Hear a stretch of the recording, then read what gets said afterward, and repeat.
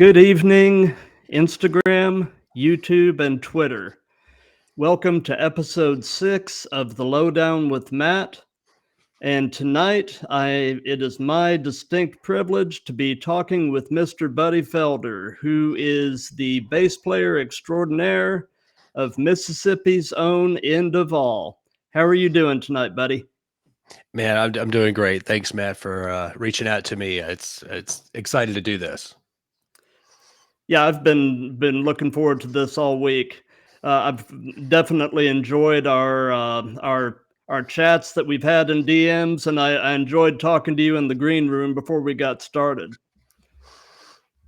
Yeah, same So, here. Same here. so I guess we'll go ahead and get started. And I've got kind of a funny question for you off the top here.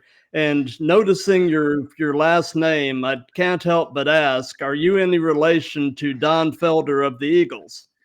So like that's kind of interesting. There's no direct relation with Don Felder, but me and my brothers, we had an Uncle Don Felder whenever we were growing up.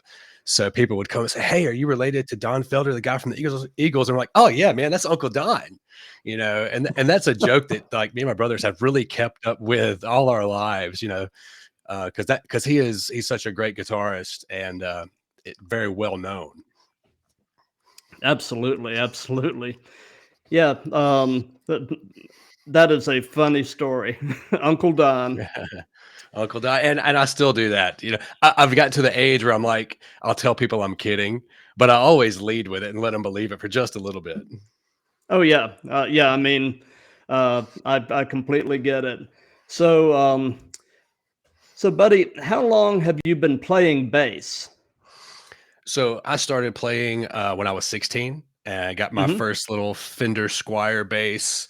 Mm-hmm. Mostly because like both of my brothers are guitar players, and I was Gotcha. like, you don't need three guitarists in a band, so I got to pick out something different. And I tried playing drums, and man, I just lacked the coordination to do that.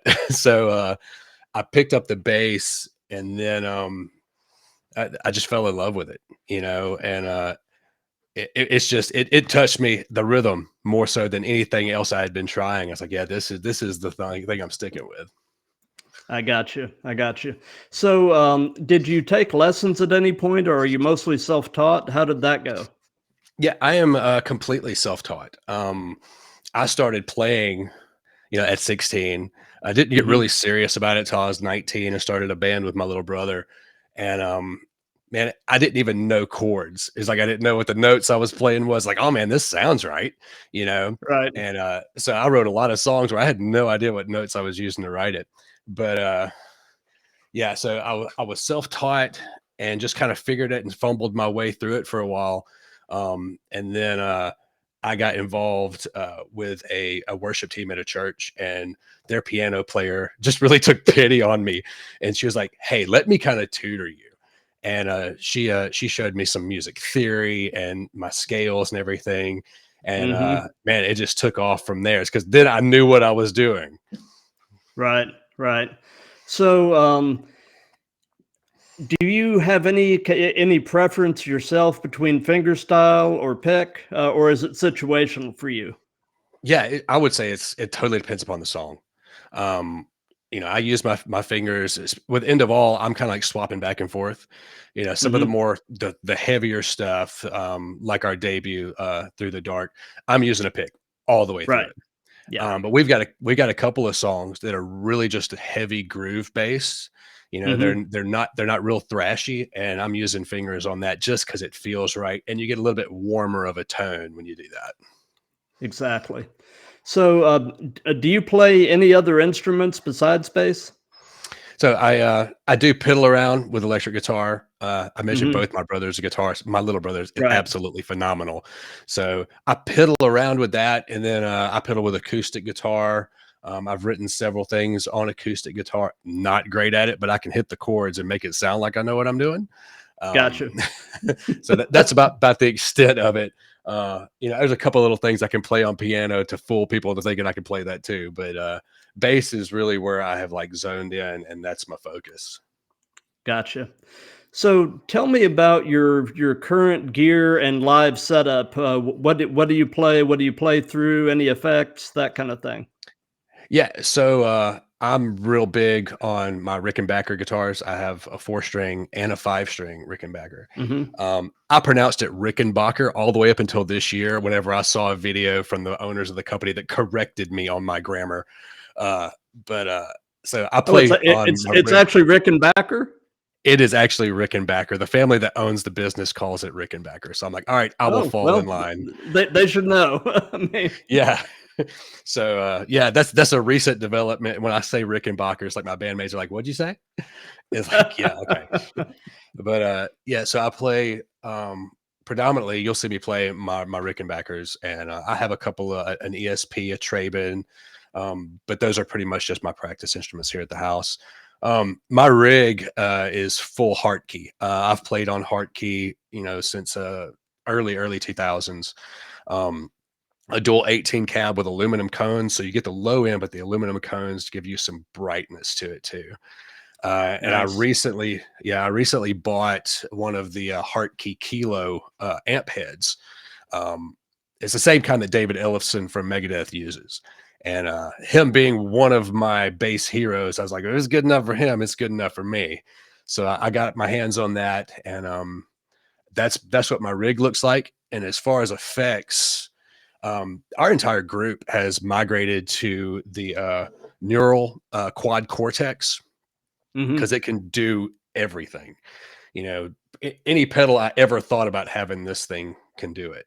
So we've kind of simplified our effects floorboards just by all going with that. Gotcha.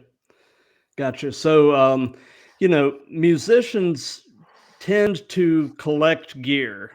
Yeah. Um, and I always ask this: do you have anything unusual or unique in your arsenal that's just S- kind of Yeah. Yeah. So it's like one of the things, it's a pedal that I have that I will never get rid of because it's the only one Mhm. like it in existence. Um, I have a JHS pedal that was custom made for me back in like 2008. It's a bass chorus, a bass overdrive distortion, a bass compressor, all built into one. And nice? Josh, who owns JHS Pedals, actually went to church with me at that time, and he and I have a friendship. And I reached out to him. I was like, "Hey, this is what I'm looking for in a pedal, and nobody out there's got it." He's like, "Oh yeah, we'll build you one." So it's a kind of a one of a kind pedal that it's close, it's near and dear to my heart. It's like I cannot get rid of it because it's the only one like it in existence. Oh, that's cool. That is very cool. So, moving on a little bit, who are some of your musical influences? Wow. So I already said like David Ellefson, Megadeth, Hmm. old Metallica are definitely up there in the top of that. But I really got into Sepultura, Soulfly. Whenever they came out, I was in my late teens. Whenever Roots came out, and that just exploded for me. And then Soulfly in the years after that. Uh, and then like Black Sabbath, I don't think anybody can say, "Hey, I'm a rock and roll person," and not look to Black Sabbath and say, "Man, that's an influence Right. that started it." You know, Absolutely. And some of Geezer Butler's stuff is just amazing. he is absolutely phenomenal, and just to watch him play is a treat. Oh yeah. Yep, yep, yep. So, what was the very first concert you ever went to?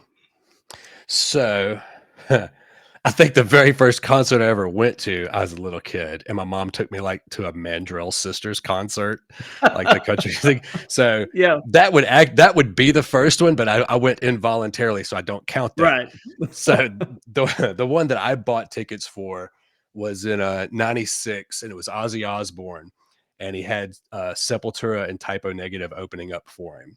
Oh, And nice. that was an absolutely amazing show. And I'm like, oh, that's what I would love to do, is get up there and entertain on stage. I mean, I think that concert in particular kind of sealed it in for me. Very cool. Very cool. So, in your musical journey, have you had any opportunity to meet any of your musical heroes? So Actually, in the last couple of years, last couple of years, I've kind of made up for missing out on concerts as I was raising my kids, because kids are your priority. And then whenever they grow up, you're like, hey, what am I going to do with my time? And me and my little brother really dug in and started going to a lot of concerts. And I've had the opportunity to meet Max Cavalera and Igor Cavalera of Sepultura and Cavalera Conspiracy, and got to hang out with them for a little bit. I got to have a drink with Greg Pichotto of Dillinger Escape Plan and Jerry Cantrell, and then went to a concert in New Orleans to go see Testament, and Mark Asagata, the singer for Death Angel, just chilling out on the street, comes up and sitting there talking to me and my little brother for probably like 15 minutes before the show. So it was just like, man, the last couple of years, I've got to meet a lot of people that I looked up to and enjoyed their music. Oh, that's very cool. That is really neat. So, away from music, what are some of your hobbies and interests? So I'm really big on hiking and kind of getting out and seeing nature.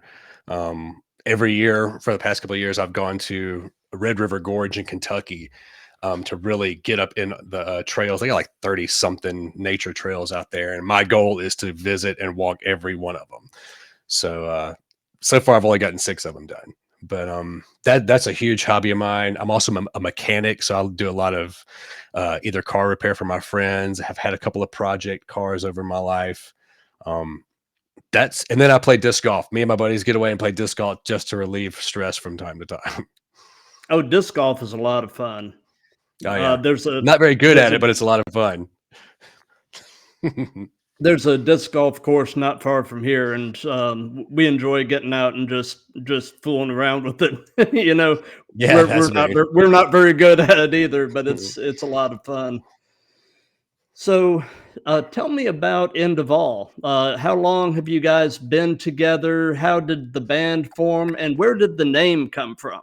The name is cool. Okay. Yeah. Well, thank you. Thank you. It started last year. So early last Mhm. year, me and Ty and Eric, Ty and Eric being the guitarists in End of All, we were all in a group called Altered Sun, and early last year, and we split in April. Just because singer needed to do some family stuff, and it was like, hey, this has kind of run its course. But Mhm. Eric and Ty and I really wanted to do something else, do something different. So we reached out to my buddy Greg. He's the singer for a band named American Automatic from around this area, and was like, hey, would you like to come in and kind of listen to some stuff that we've been working on and see if it's something you'd be interested laying some lyrics down to, and maybe starting up a new project. And man, the pieces just came together really, really quick. And Through the Dark is one of those songs that we're like, hey, we got the music for this, but we don't have the lyrics set down. And he came in and he just crushed it right out the gate. And it's like, all right, yeah, Mhm. this is the direction we need to be going. Yeah. And so Ty and Eric, we were in Altered Sun together and kind of just migrated into this. Greg's been a friend of mine since 2009. We've played in bands together and we've just been living life together as friends. And David, our drummer, just came out of nowhere, man. It's like looking for a drummer around here is hard, because every drummer's in like 20 different projects. And Right. Dave just calls up one day to talk to Eric and is like, hey man, I'm kind of looking to get into an original project. You know anything that's happening? And Eric was like, yeah, I do. It's like, we've got something we're starting up. Why don't you come kind of check it out and see? So come July of last year, you have the lineup and really started moving forward. And we kind of decided on End of All as the name, more so because of the theme of everything we were going for, more of a like post-apocalyptic type theme. Mhm. And then you'll even see in some of the artwork, we got the large ravens, and we have some raven skull artwork that's going to be on some of our shirts, and it's more like the harbinger of the apocalypse, bringing the end of all. Gotcha.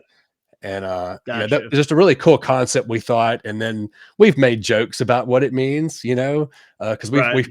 we decided the name right after we hired or brought in Dave as our drummer. And I think Eric said something about, yeah, it's kind of like this is the end of all of our searches for a drummer, So Yeah. uh A bunch of different meanings. Bunch of different meanings. You know, we joke about a lot of it, but it really started with that, you know, how do we want to, what kind of theme do we want to have? What kind of image do we want to put forth? And it just kind of fit. Right, right.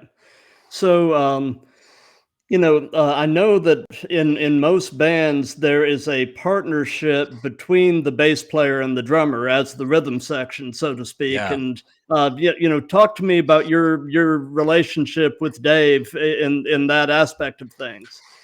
Oh yeah. So I was excited to bring Dave in because right out the gate, I mean, personality wise, we just clicked. I mean, it's like I've known him for years right out the gate.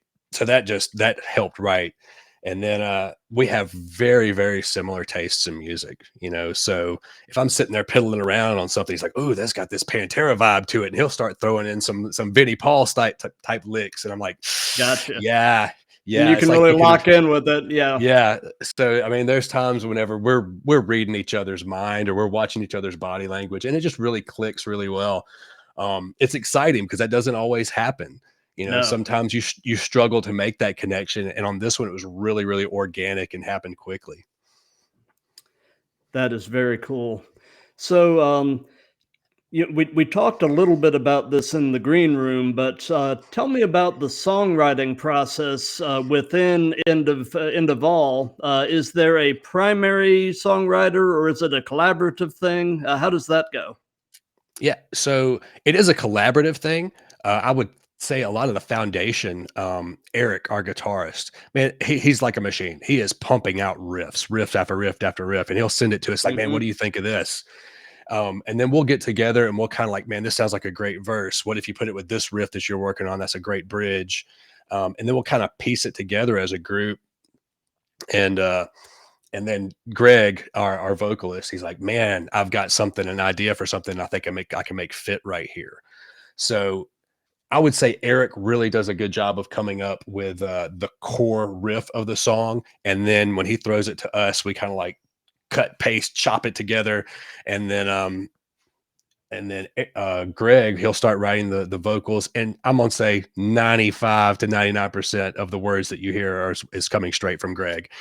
We all kind of like, you know, give him suggestions from time to time. And I've written songs in the past, and I've written a lot with Greg. So I'll say, "Hey, man, what about this?" But he makes it his own. You know, we have a great group of guys that can collaborate and throw ideas out there without fear of being shot down because we're trying to go for what is best for the song and what's going to get the feeling and the emotion that we're trying to portray out the best. Gotcha, gotcha. So we kind of hit on this when we were talking in the green room, but so at this point, End of All is not a full-time thing. So tell me a bit about your day job. Yeah. So my day job, what I do to make a living, I'm an automations and robotics engineer for a tool Hmm. company here in Jackson. So I do a lot of machine design work, robotics programming, logic control programming, a lot of nerd stuff. Hmm. You know, some people would look at me with the purple hair and the tattoos and everything, like, I don't see how you could do that job. But it's like that was something that came natural to me as I started learning more about programming and robotics. Is like, oh, that's cool, you know. And Yeah, so I have a lot of fun at work, and when I get off work, I get to go play music. So it's just a double whammy. exactly. You can't ask for much more than that. Right. So over your years of playing with various bands and such, is there a single experience or two that you've had playing live that has been just interesting that you'd like to relate? Man, I tell you, whenever I was playing with Altered Sun, me and Ty and Eric, we were playing at a show down in Florida. And we showed up and we kind of knew a couple of the guys from one of the bands, and we were sitting around talking. It's like, "Man, we're so excited. Thank you for, inviting us to come down here. This is going to be a great night." And little did any of us know, but like Chris Jericho and Fozzy were playing like right down the street. Oh, So, that is cool. yeah, so we were like, "Oh, wow, that's awesome. Wait a minute. If that's what's going on, is anybody going to show up?" You know, and not many people showed up. But the Right. bands that were there, man, we all just dug in, and we were out there headbanging and having a blast, supporting the other guys. And man, we had as much fun just the guys from the band sitting there enjoying the show as if the place had been packed out, you know. That's great. And that's So kind of what it's about. You're not going to have huge crowds all the time. You got to enjoy no, what you no. do. Enjoy what you do and make the best of any situation, you know. Right. But it's interesting that you brought up Chris Jericho, because he is somebody who has really made his two childhood dreams come true. He wanted to Oh be yeah. a wrestler and a rock musician, and he's done both. Yeah, that's Yeah. And not many of us get to like crush it on all of our dreams. So that's pretty awesome right. Right. to see somebody that just like that goes out and he takes it and he gets it done. Yeah, and it's doing it at a high level in both Yeah. industries. So, Yeah. um, so before going on live, do you have any pre-show traditions that you do? Like some athletes will like unlace and relace their shoes before they go out for a game. Do you have anything that you always do before you go on? So for me, a lot of times I'm gonna get me something to drink real quick, and then I'm gonna say a little prayer to do. I want to go out there and do the best that I can, um, and then I'll kind of sometimes if I get the opportunity when we're on the way to the stage, I'll stop one of the guys and like, hey, you're the best in the world at what you're doing right now. Nobody else plays these songs. Just to Yep. encourage the guys that I'm going up there with, because it's the truth. I mean, when you're an original band and you're getting up there and you're playing something, nobody else in the world can touch you at playing that because that's your stuff. That's true. Absolutely. Yeah, those are some great words there. And as we were saying back before we went live, I dig the fact that we're both believers and we're Yeah. coming from a similar background, and we sort of have that understanding between us. So that's just awesome. Yeah. I mean, that's a huge part of who I am. It affects every aspect of my life, and I can go out and thrash out on a stage and go home, get some sleep, get up and go into a worship service the next morning. That's terrific. So, what is your hometown, buddy? So my home, where I'm born or like where I'm living at now? Both. Both. Okay. So I'm from a little town in southern Mississippi called Macomb. Not a whole lot Hmm. there, but that's where I grew up. And just outside of Macomb, I lived on a farm with a vineyard and cattle and chicken houses and all that stuff for most of my years growing up. Um, but there's not a whole lot out there. It's kind of like little small town half the time, and then out on the farm the other half. And then I moved up here to the Jackson, Mississippi area. I'm living in Pearl, Mississippi right now. The band is based out of Brandon, which is one city over. And Jackson, there's not a whole lot here, but where we're located, we're 3 hours away from Memphis and New Orleans, Baton Rouge, Birmingham.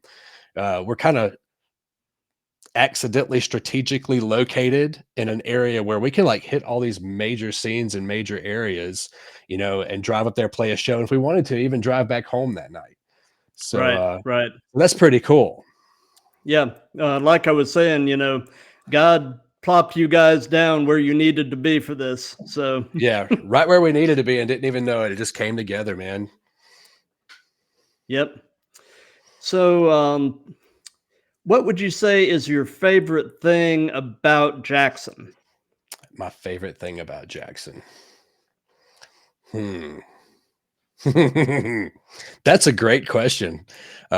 Jackson gets a bad rap. We got a lot of crime and some bad parts of the city, but you got some places, Fondren District, that have just some great restaurants. Like you can get some amazing Italian food and then like walk down the road and get some Japanese ramen. That's real like Japanese ramen. It's not some fake stuff, but like end of all, if we're not talking about music and the band, or we're talking about food. So like Hmm. we're either going and getting like oysters one day, or we're gonna go get ramen, or we're gonna go get steak. Recently found this place that has like rabbit stew on the menu, and I'm like, I can get behind that.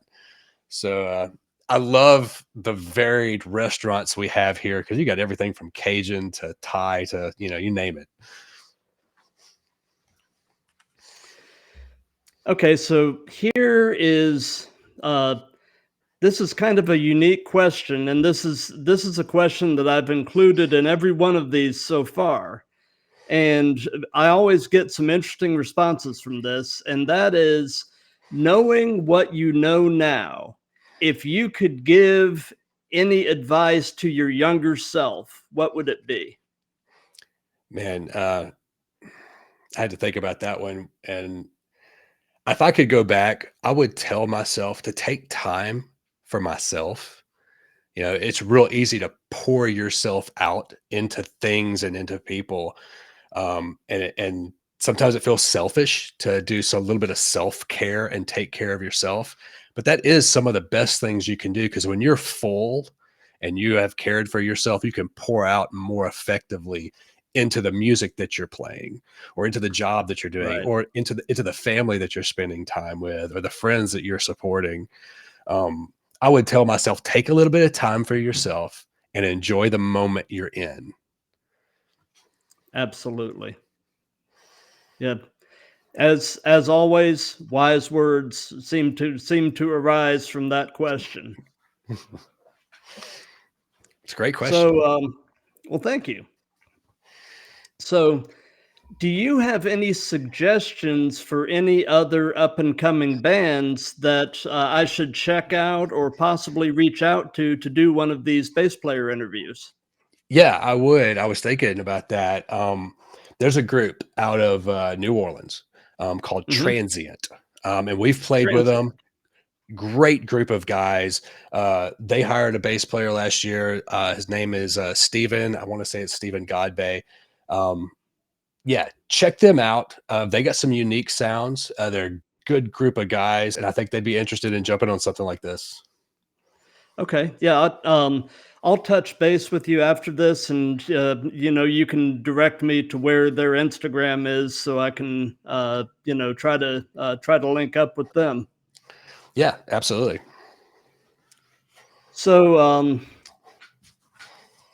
something else that we do every interview is the person that I interviewed previously poses a question, and then you get to pose a question for the next person to be interviewed. And the last person that I interviewed posed kind of an interesting question, and that is, in your opinion, what led to the fall of the Roman Empire? So yeah, like you kind of said that to me earlier, and I had to like ponder on it. And I was like, man, I'm not 100% sure. So I did a little bit of research, and I was like, okay, so I think I know what I'm talking about now. But like, it's interesting, the question, because I Hmm. think we are experiencing a little bit of that in the United States right now. Yes, we Um, are. it was a corruption caused by power grabbing that alienated the people of Rome, of the Roman Empire. Hmm. And in doing that, they began to divide the Romans against themselves instead of uniting them. And Yep. as I say that, I mean, most people are going to say, man, that's what we're living in. History is repeating, brother. Yeah. Yeah. So man, I think it's like, if you don't know your history, you're doomed to repeat it. And Exactly. And I so think many things are cyclical. oh yeah, absolutely. So, I mean, I take that as a warning of like, hey, we all have differences. We're not all going to see eye to eye, but we need that No. one thing that's going to unify us. And for forever in America, it's been like, we're Americans, we're free, we fight for it, and we've kind of lost that, I think, in today's culture a little bit. Right. Right. So, so do you have a question you would like to pose? It can be anything. So I'm gonna stick with the music type stuff, Yes. because I'd like to hear it from some of the other bass players and other musicians. It's like, what is that one moment in your life where you knew that you wanted to be a musician, that defining moment, whether it was a concert or whether it was somebody in your life, what single incident made you say, yeah, that's what I want to do? That is a great question. I'm presuming for you it was that Ozzy show you were talking about? That is definitely one of them. That and probably hearing Orion by Metallica and Cliff Oh, Burton. Cliff Burton. Yeah. Yeah, so Cliff is probably my all-time bass hero. Mhm. To me, he's the Randy Rhoads of the bass. You know, he made a huge impact with just a few albums. Right. So aside from Cliff, who are some of your other favorite bass players? I know So Dave Ellefson, you said. yeah, I like Dave Ellefson, Geezer Butler. You know, he's magnificent. And then Geddy Lee. I mean, nobody Mhm. does it like Geddy Lee, Oh, playing stuff with no. his feet, playing the bass and singing at the same time. Yep. Rex Brown from Pantera. Um, Mhm. those are probably my huge ones. Rudy Sarzo, you know, I think he's Mhm. very underrated. That dude's played with some of the best that there Absolutely. is. Yeah, I like John Mayung from Dream Oh Theater yeah, Dream quite a Theater. bit. All of those guys are just stellar musicians. Oh I yeah, mean, I they're just all look at them and beasts. yeah, I just look at them in just awe. I mean, and they make it look so effortless. Oh yeah, it's like just another day going to the office to those guys, and they're killing it. Right, right. Yeah, it's and somebody else that I think is an underrated bass player is a guy named Bruce Hall, who is the bassist for REO Speedwagon. Um, Okay, yeah, you know who I'm talking about. I do, Um, I do. yeah, he. I don't think he has ever gotten really the credit that he deserves. I think that guy is a heck of a bass player. Yeah, oh Um, yeah. per, Now that you per, say it, I'm like, yeah, they're solid. particularly in some of their stuff from the late 70s before they turned into more or less a power ballad machine. Yeah, When they were a little more of a rock band. yeah. Interestingly enough, I went and saw REO Speedwagon last year. I was like, oh wow, they're coming through. I ain't never seen them. Let's go check them out. Yeah, but so just a couple of just additional just random questions. How often do you change your strings? Oh my goodness. Um, so I probably wind up changing my strings about once every 3 months. And Mhm. that's just because I'm a stickler for it. Because like once I start losing some of the brightness in it, I'm like, okay, I'm gonna change it. Right, I have gone over a year without changing them before when I hadn't been like playing a whole lot. right. But and then especially whenever we're in the studio, our producer's like, "You're putting new strings on that thing before you play," and I'm like, "Yes, sir." Gotcha, gotcha. Bass strings aren't cheap though. No, they are not. No, and I play predominantly on DR strings. Just always have. It's kind of my string of choice. Mhm. Well, anyway, buddy, this has really been a blast, and I really appreciate you taking the time to do this. So, aside from what you guys have on Instagram, do you have any other social media you'd like to hype? So we are on YouTube. We're on Facebook. We're on Instagram. You can catch us on every streaming platform that there is. Um, we are right now, we are building a social media presence in those categories, getting ready to really launch out and start playing shows, hopefully in April. We've just kind of like started our campaign to get in touch with people and see what's available and talk to the booking agents and get people kind of putting the feelers out there of like who are the bands that really fit the genre that we find ourselves in. Hmm. Well, we had talked before we went live. You were talking about your EP release cycle. You guys just dropped a song, but tell us a little bit, if you can, about what's coming up. What's next? Absolutely. So, end of all, we've already finished our first 4 song EP. Title of that is Leave. The title track from that song is probably going to be one of the next few songs released off of it. So we actually have a poll going on right now on social media where you can go choose which is the next song that we release. We are releasing a new song every 6 to 8 weeks throughout the rest of this EP. Right now, you can go on and vote to have the title track be released next, or another song called From the Ashes. So we're kind of like leaving the fate of what we're doing up to the people that are following us on social media. Oh, that's cool. Yeah. So if you're watching this, go to social media, vote for your song, and you get to choose what we put out next. Very cool. I'm going to start sending tweets to Sirius Octane and see if we can't get one of your songs on their little Dude, test drive or something. Man, I appreciate Because that. you We're guys trying to get it out deserve there. it. Absolutely. Man, thank you.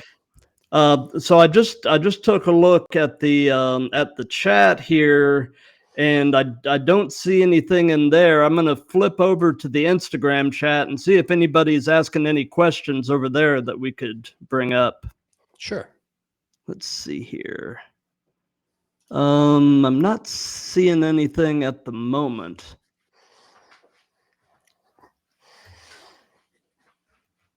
But that's all right.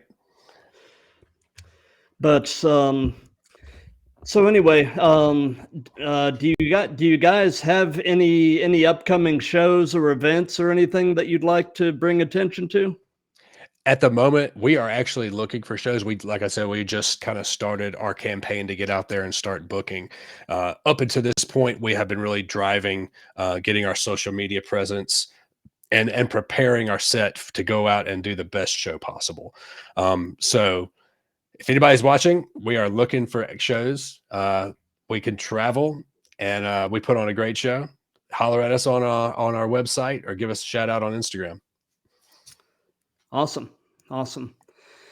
Well, like I said, Buddy, this has been an absolute pleasure.